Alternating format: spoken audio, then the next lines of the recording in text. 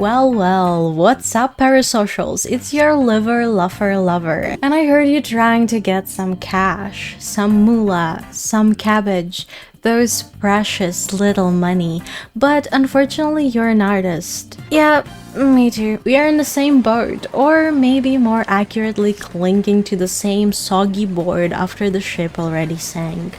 Just promise not to push me off, Rose. I don't like cold and drowning. People say money doesn't smell, but I've got the nose of a cartoon bloodhound with a job to do. As we wander these cursed little roads together, I'll share some old dog experiences, because apparently old dogs can learn new tricks, or at least trade some of their weird tricks for rent money. This isn't a get rich overnight thing. It's how to stay an artist, maybe enjoy it, and not burn out trying 10 side hustles while feeding your grandma AI generated slop on loop. So let's take your weird little things and figure out how to trade them for real, actual money. There are two main ways of earning money: active and passive income, and yeah, they mean exactly what you think. Passive income means you do something once and keep getting paid for it over time without needing to constantly mess with it. Active income means you have to keep showing up, keep working, and keep the money coming in. Simple as that. Passive income sounds real tempting, right? You do something once and never touch it again, and money just keeps coming in, except that's not exactly how it works. You don't plant a tree and then forget about it. You still gotta check on it, look after it. Same with passive income. A good example is YouTube. Yep, the place you're watching me on right now. You all know making videos can bring in cash, but first you have to qualify. To get fully monetized, you need 4,000 hours of watch time. And even when you hit that, your income depends on one thing only: you. Your content, your consistency, and your choices. YouTube pays for every 1,000 views, and the range is very different. It could be 1 cent or it could be 10 bucks. Depends on your topic and how well it plays with the algorithm. Some topics get better rates. YouTube loves finance and house renting videos, but we are not here for that. We are here for art, so the best thing we can do is talk about things we care about, ideas we'd want to watch ourselves, or things that might help someone else. When I plan videos, I think, would I click on this? Would I search that? Or would this be fun to watch? Everyone has their own taste, so the best advice I can give you is make the kind of content you wish existed, and honestly apply that advice to everything I'll say now and later on in the video. One more thing, YouTube really doesn't like bad stuff. Swearing, violent topics, tragic events, graphic content, it all drags your video down. You can censor, sure, but you'll always be walking on the line between getting paid more and saying what you want. Sad truths don't attract sponsors. And talking about sponsors, they're actually where the real money comes from. YouTube pay-per-view isn't that reliable. You never really know how many views a video will get or how much you'll earn from them. The only thing you can somewhat count on is landing a sponsor. And this would have been the perfect time to segment into one, if anyone had actually reached out to me, but nope. No need to skip.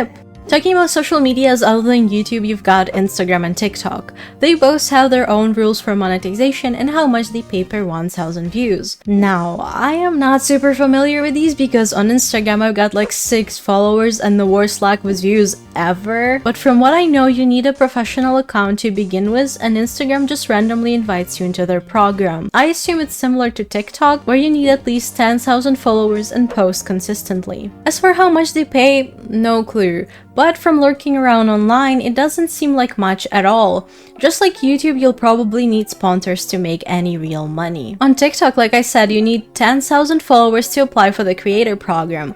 My friend who actually earns from TikTok told me you get around 10 to 18 cents for 1,000 views. She also recommends posting content that's at least a minute long, otherwise the video won't get monetized. And a person doesn't need to scroll away and watch it fully for it to count.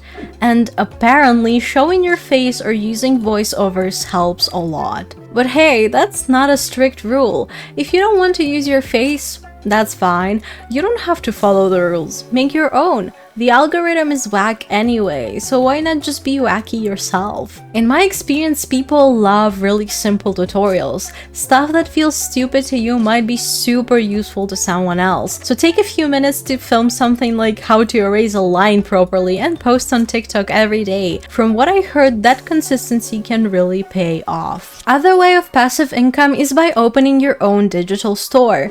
You can sell graphic design stuff like overlays for streams, icons, animations, 3D models, and a million other things that I have no time to list. The platforms I personally use are the store side of VGen, Coffee, Gumroad, and Booth. I sell 3D models and assets, and you can too. Nothing is stopping you. For me, it worked well because I post my models on Twitter, Instagram, or other social media to promote them. People see it, like it, retweet it, and when it gets some traction, I drop a link underneath, then people come back to buy. What I sell is mostly 3D models and assets for VTubing and VR chat, as well as my personal Blender brushes. I create things that I'd want to buy myself and that other people might find useful too. Jumping on trends helps a lot, but you have to work fast because trends don't last longer than a blink of an eye now. Other things that do well are cute creatures, animals, or memes. Going the popular route definitely helps.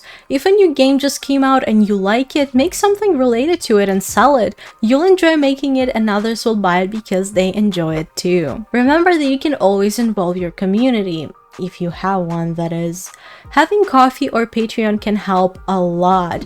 People love supporting their favorite creators, and if you offer something valuable in return, they won't regret spending money on you. You can give them special perks like access to a private Discord server, exclusive tutorials, or assets that aren't available to anyone else unless they're subscribed to you monthly. This also means you can create some kind of course or resource explaining how you do things. But keep in mind, if you go this route, you really need to know what you're doing and how to explain it properly. Please don't make a course on how to generate an NFT, I'm begging you. But in general, when people subscribe to things like Patreon or Ko-fi, it's usually either because they genuinely want to learn what you know, or because they just really like you. Sometimes they don't even care about the perks, they just want to support you. Sometimes just being you is enough. And these are passive income options that I think work pretty well. At least for me. I know it can seem like a lot, but you don't have to do all of it. Or maybe none of it. Maybe active income is more your thing? Before we move on to the active income methods, I want to say a bit more about trend hopping thing I mentioned earlier. You don't always have to jump on trends. Some things are always popular, like Hatsune Miku for example. You need to know that you need to appeal to non-artists. It feels like art is everywhere and there are so many artists around. In reality, art is still a niche. Being an artist is way less common than you might think. It only feels like everyone's an artist because you're surrounded by what you seek out. It's in your circle, in your feed, in your space because you engage with it.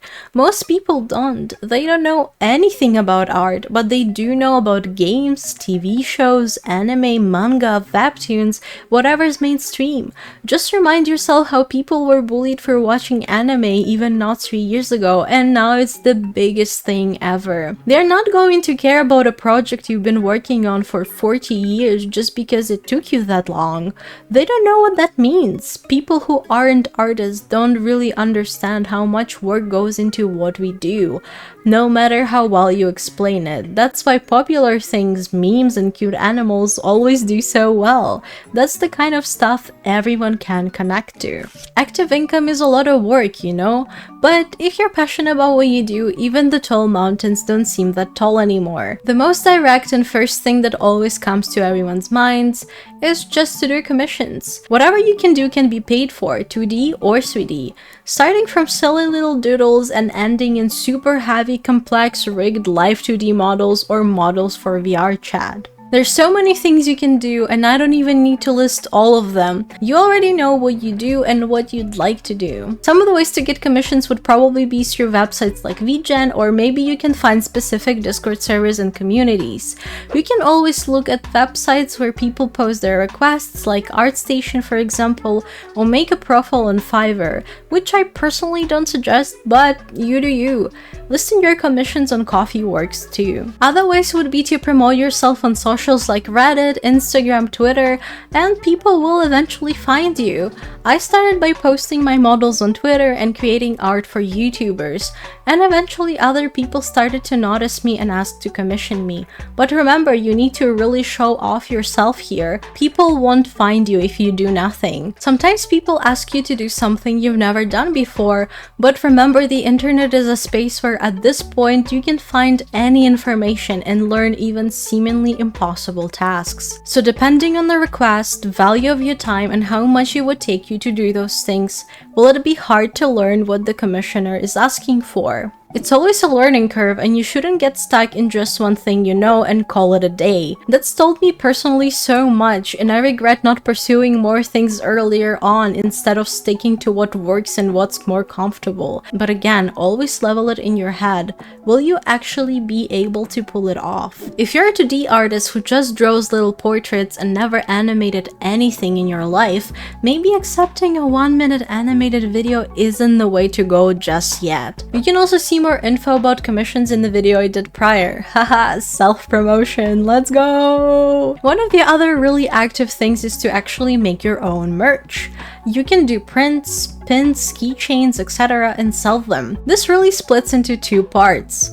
You can take the more passive route and use print-on-demand websites that handle printing and shipping for you, so all you need to do is upload your stuff and get the coin. Or you can be more active about it, which personally I think is the better way to go. You get full control over the quality, and honestly you can make even more money since you're the one buying the supplies.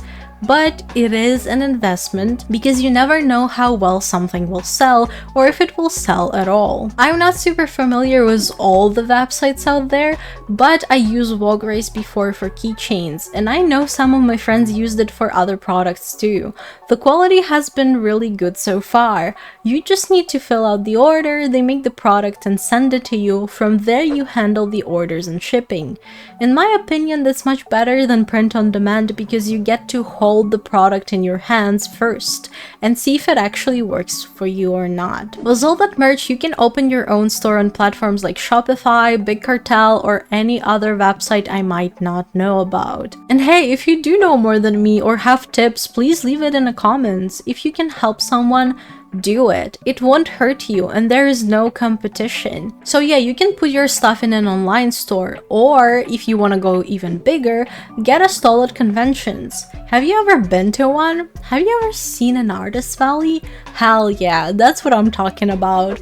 I know it's not for everyone, but I'm just here for suggestions. You can also try streaming like on YouTube and Twitch, or even on both at the same time. Now it's possible to multi-stream on multiple platforms, so why not use that?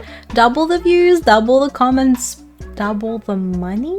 Of course, streaming might be not super profitable at first, but if you find your own audience that supports you and build it up, it's a good way to keep doing what you're doing. You can always stream yourself creating your artworks and enjoy the company of others while you do it. You can always do tutoring if you're smart like that, which for example I am. I have the PhD in smoothie making. Wanna hop on a personal call with me and learn Blender? I gotcha. Just hit me up, you know? I wanted to preface one thing. Always focus on networking. It really helps.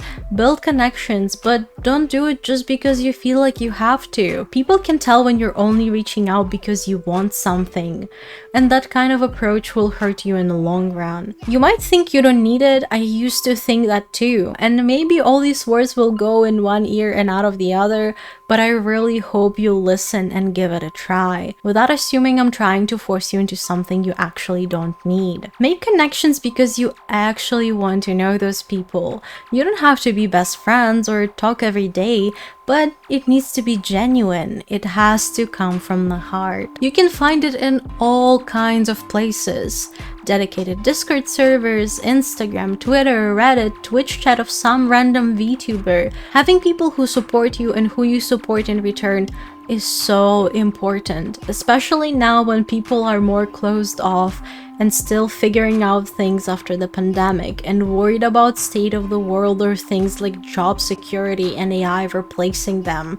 People want to feel something real. They want their connections to actually mean something. Don't be another pixel on the screen for someone else. It's so much more than you think it is. Thank you, and toodles!